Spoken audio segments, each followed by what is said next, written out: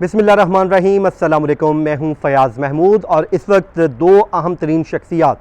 एक Pakistan peoples party से जबकि दूसरे अमरीकी शहरी सिंथिया डिरीची, दोनों ही मुश्किल का शिकार है। जी हाँ, आपने सुना तो होगा मुहावरा कि हम तो डूबे हैं सनम, तुमको भी ले डूबेंगे। तो यकीनन यहाँ पर वही सूरत हाल अब बन चुकी है। जो रहमान मलिक हैं उनके ऊपर जो ख़तरा मंडला रहा है वो उनके ऊपर ज़्यादती का मुकदमा दर्ज होने का जो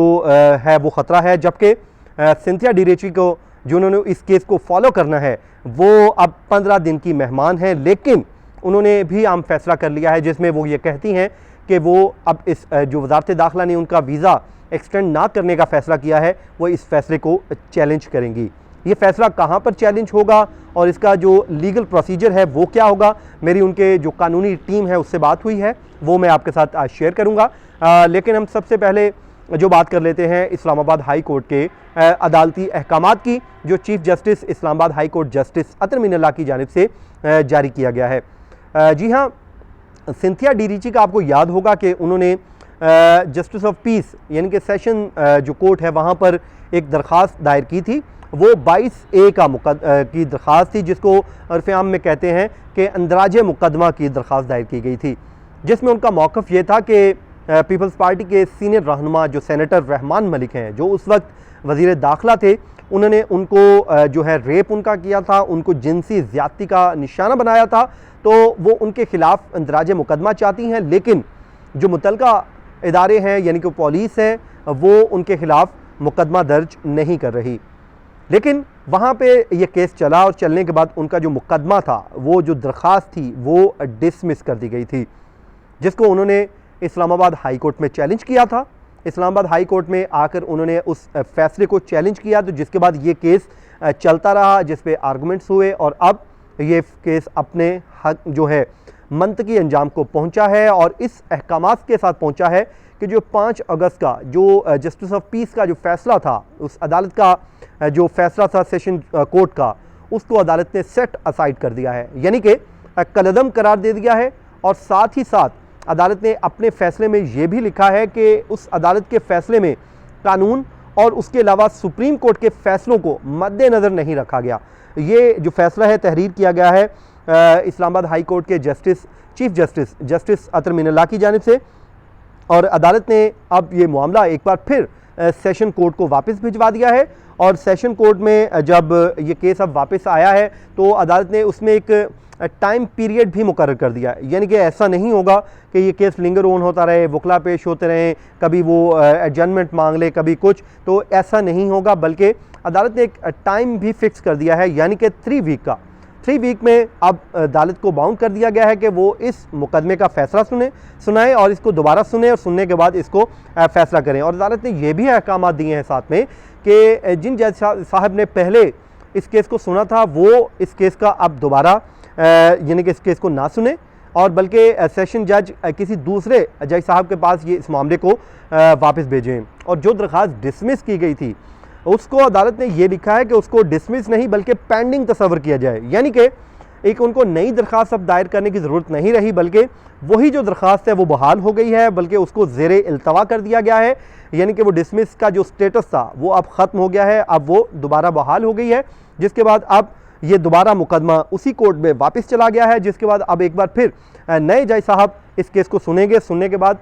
इस पर दोबारा अब वो फ़ैसला करेंगे। और अब ये देखना होगा कि 3 हफ्तों के बाद इसका फ़ैसला आएगा और अदालत क्या फ़ैसला करती है। या तो वो इंदराज मुकदमा का हुक्म दे देगी कि रहमान मलिक साहब के ख़िलाफ़ जो जिनसी ज़्यादती का मुकदमा दर्ज करके तहकीकात की जाए और तफ्तीश की जाए, तो जिसमें यकीनन रहमान मलिक साहब के लिए परेशानी का बायस होगा, क्योंकि उनके खिलाफ मुकदमा दर्ज होगा तो उनकी गिरफ्तारी भी मुमकिन है, उसमें उनको बेल करवानी पड़ सकती है, तो ये उनके लिए एक मुश्किल मरहला है। और अगर ये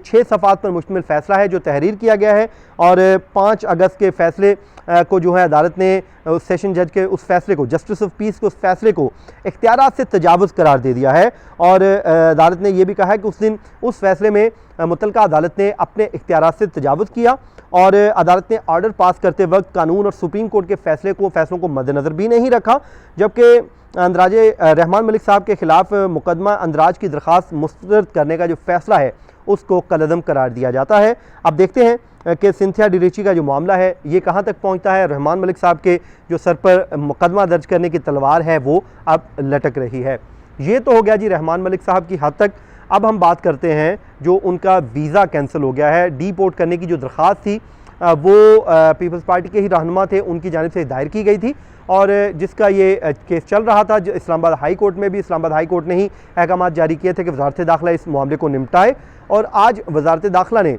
दोनों फरीकैन को सुनने के बाद, सुनवाई के बाद अब इसका फ़ैसला सुना दिया है और सिंथिया डिरीची जो अमरीकी शहरी हैं, व्लॉगर हैं, वो जो ट्विटर पर बड़ी एक्टिव भी दिखाई देती हैं, उनसे मुतालिक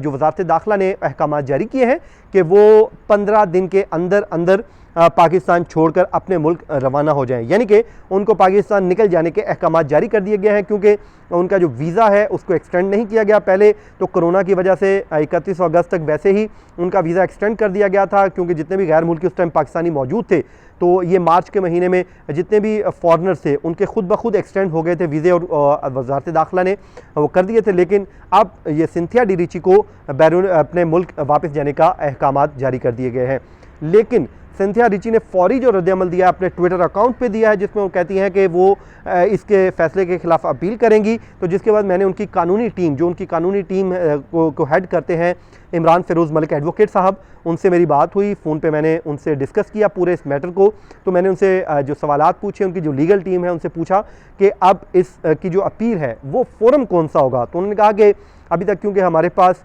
जो तहरीरी अहकामात हैं वजारत दाखिला के वो मौसूल नहीं हुए हैं, जैसे ही आ जाएंगे तो हम उसकी अपील तैयार करना शुरू कर देंगे। और जो अपील का जो पहला फोरम है वो कहते हैं कि सेक्रेटरी इंटीरियर मिनिस्ट्री है, यानी कि सेक्रेटरी दाखिला के पास, वफाकी सेक्रेटरी दाखिला के पास वो अपील फ़ाइल करेंगे, जिसके बाद वो हमारी अपील पे सुनने के बाद फ़ैसला कर देंगे। मैंने कहा कि आपके पास वैसे वक्त कितना है? उन्होंने कहा कि हम 1 माह के अंदर अपील कर सकते हैं, लेकिन क्योंकि इसमें हमें उन्होंने 15 डेज़ का वक्त दिया है, मुल्क छोड़ के चले जाएँ, तो हमारे पास वक्त कम है। तो आने वाले 2 से 3 रोज़ के अंदर अंदर हम तमाम तर जो कानूनी डॉक्यूमेंट हैं, लीगल डॉक्यूमेंट हैं, उन डॉक्यूमेंट्स की रोशनी में हम अपना अपील फ़ाइल कर देंगे, जिसके बाद अपील पे हमारा फ़ैसला आ जाएगा। और उन्होंने ये भी कहा कि वो समझते हैं कि उनका जो वीज़ा है वो उनका राइट है, वो उनको मिल जाएगा। अगर इन केस वहाँ से भी उनकी जो एप्लीकेशन है वीज़ा एक्सटेंशन की वो डिसमिस होती है तो फिर उनके पास जो नेक्स्ट फोरम होगा वो इस्लामाबाद हाई कोर्ट होगा। वो तमाम तर अपने जो लीगल फोरम है उनको यूज़ करेंगे ताकि वो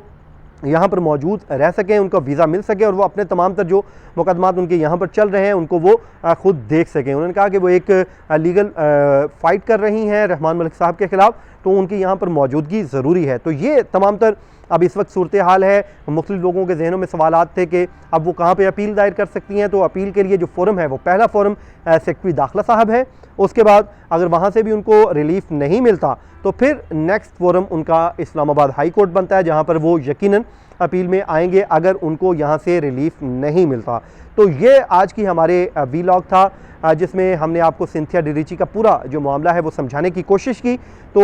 यकीनन आपको हमेशा की तरह आपका जो फीडबैक है वो मेरे लिए बड़ा इंपॉर्टेंट है। मैं उसको देख के सुन के इम्प्रूव करता हूँ अपने इस वीलॉग को। तो आप कमेंट कीजिए, फीडबैक दीजिए और चैनल को सब्सक्राइब कर लीजिए और मुझे दीजिए अगली वीडियो तक के लिए इजाज़त। अल्लाह हाफ़िज़।